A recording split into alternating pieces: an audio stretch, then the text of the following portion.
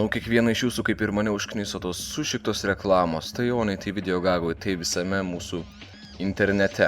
Šiandien parodysiu, kaip jų atsikratyti, tiesiog instaliavus vieną papildą Firefox naršyklėje. Jeigu jūs naudojate naujausią Firefox naršyklę, tai yra 5, eikite į meniu, tada spauskite plėtiniai ir įrašykite į laukelį Adblock Plus.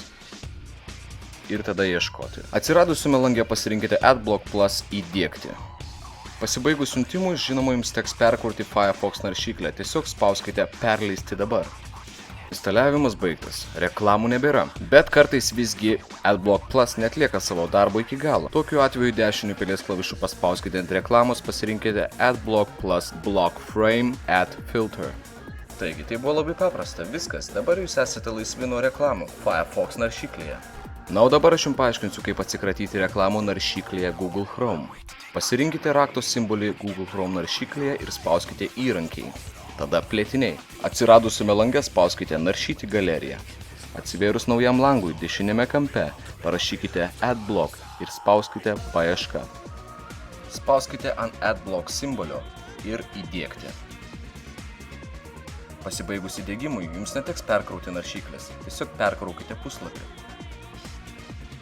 Ir taigi mes vėl atsikratėme nereikalingų reklamų, kurios taip įkyriai ir taip įžūliai lenda į mūsų gyvenimus. Atėjo metas paaiškinti, kaip atsikratyti tų nelemtų reklamų naršyklėje Opera. Viršuje, kairiame kampe, paspaudus papildymai, pasirinkime ieškoti plėtinių, tada atsivėrusime naujame lange, paieškos laukelyje įveskime Adblock, o tada paieška. Kai atsiveria naujas langas, spauskime Install, tada įdiegti. Ir taigi jūs jau turite įdiegę naują papildą jūsų Opera naršyklei. Tada reiks atlikti keletą nustatymų. Vėlgi, kairiame kampe atsivėrusime meniu, pasirinkime papildymai, tada tvarkyti plėtinius. Naujame lange spauskite rakto simbolį, o tada nustatymai.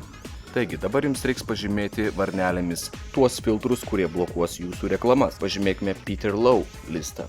Tada pažymėkime Main List šiek tiek apačioje. Tada pažymėkime Polish, Russian. Na ir vėlgi, perkrauname puslapį ir mes jau nebeturime reklamų. Patiko ši pamoka? Tada vertinkit, jeigu norėsite daugiau tokio pobūdžio pamokų, rašykite man į komentarus. Ačiū, kad žiūrėjote.